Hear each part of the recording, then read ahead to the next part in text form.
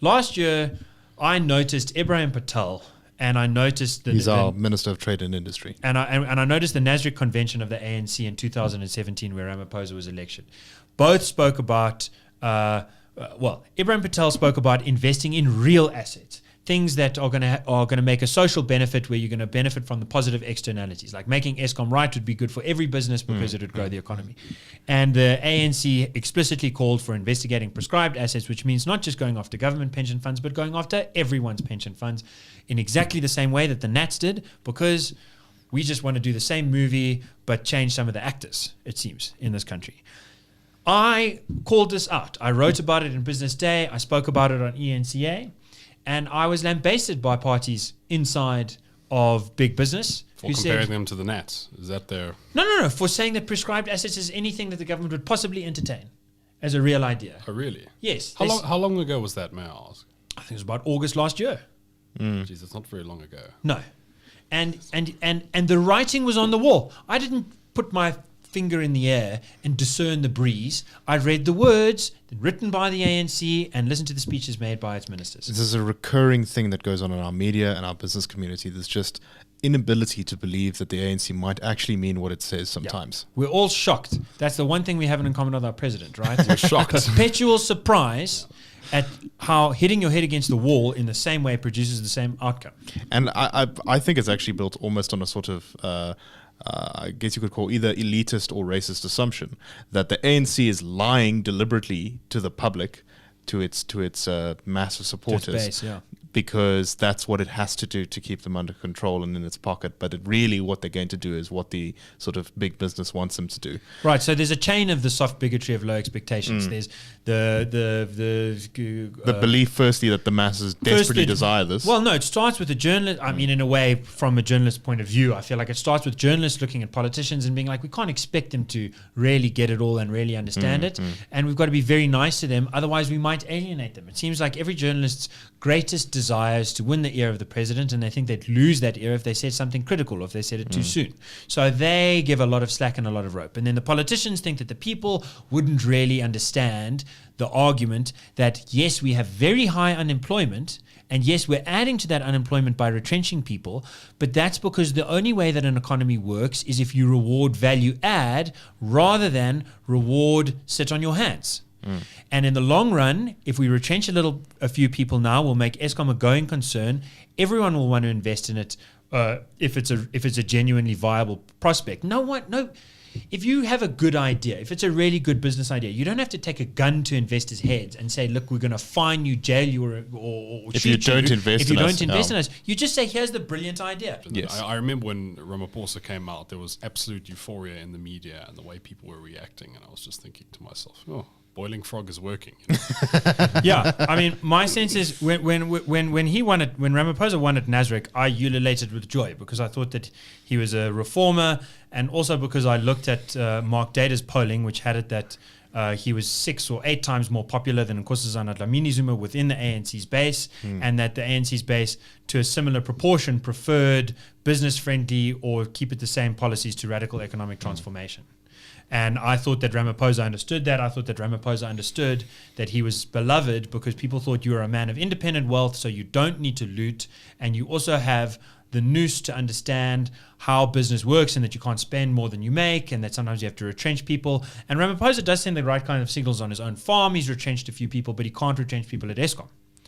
And I think that kind of speaks to the hypocrisy that you're talking about. It's sort of, he seems to believe that the people of South Africa wouldn't get it if he said, look, we do have high unemployment and we have to make it worse. We have to retrench 10,000 people. But here's why. It's because business has to be value add oriented. All of Eskom needs to be collecting the money that's outstanding to it, generating power for less than it's selling it for in order to be making a bit of a profit, and that profit then goes into paying back the debt and also supporting the fiscus, which has been bailing it out repeatedly over the last several years. And that support of the fiscus then translates into more money going to education, health, social grants, and so on. That is a simple enough argument for most South Africans to get, but I don't think that the powers that be trust most South Africans to get it. And the shock, the great shock is that if you don't talk about an idea in public, you can't build public support for it. So people get sort of surprised when, why is there so much political pressure to do the completely insane thing when no one has been defending publicly the clever thing to do? Yeah. And I want to say one last thing about that, not talking about it, and the sort of connection to the broader history of the last few years. I just want to reiterate the thought that in 2017, that was the year of the new dawn. But the meme only came about in 2018. 2018 was the year that it became clear it is a false dawn. The JSE did not do well. Foreign investment outside of a few heads of state, the Qataris, the Chinese, making some promises. There was no voluntary investment being made on transparent business terms. And the idea that there's a false dawn, that meme only hit in 2019. The reality of 2019 was the red dawn. In 2019, the government started talking up prescribed assets. In 2019, it made it perfectly clear that it is going forward with expropriation without compensation, that it is going to drag a steak knife across the Bill of Rights, across the property rights of this country that keep its economy going. That is only dawning on us now. It's on the headlines, and it's not being called by its name. But what Ramaphosa has done is has identified, I think, 3 factions in the ANC. The race nationalist looters. There's now an arrest warrant out for one of them. That is not the side that Ramaphosa has chosen to go with. He has toasted champagne with Zuma in the build-up to the 2019 election, but he seems to be leaving him out to dry. And I think the message is quietly that if you don't come in line, you might be next. It could take a very long time, but eventually we might get to you. The second faction are the honest communists. They are the Red Dawners. They are the guys who think this is a brilliant idea. Getting pensioners to bail out Eskom is going to really work, especially if you don't retrench anyone, because everyone wins. Yeah, we just and need never to mind the future. The future's utopia. Just give us long enough. Yeah, they believe that we just need to unlock all of that supposedly hidden and stashed away capital that's hoarding wealth. Yeah, that's been hoarded. Yeah. And that once we have those resources, we'll be able to fix everything. Ramaphosa seems to have gone with them. He seems to have thought, well, Thabo Mbeki didn't really go with him. He ultimately rejected the basic income grant. Mandela didn't go with him. He went to Davos to say that we want property rights, that we're not going to nationalize the banks, the land or the mines. Jacob Zuma didn't go with him. He kind of sat back and allowed race nationalist looters to get away with murder, in some cases literally, and with the ripping off South Africa of at least a third of its GDP directly. So let me try something new. The ANC needs to try something new in order to keep the imagination of the people alive and in order to give our sort of cheerleaders in the media something to cheer about. Yes. And the grand fashion in the West that we look to so fondly is of ultra-left socialism.